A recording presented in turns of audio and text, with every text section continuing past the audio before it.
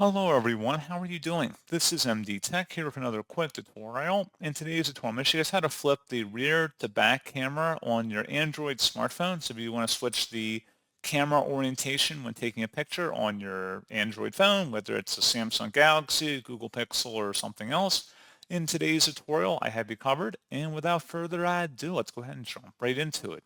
All you have to do is open up the camera app. So I'm just going to swipe up on my home screen. And I'm going to select the camera button. And then I'm going to select the icon in the bottom right corner, the little three-dotted icon. And I'm going to select the icon at the end here next to the flash icon that has a little arrow in it. And that'll flip the camera view, whether it's front or back. So pretty straightforward process on that, guys. And as always, thank you for watching. I do hope that I was able to help you out, and I do look forward to catching you all in the next tutorial. Goodbye.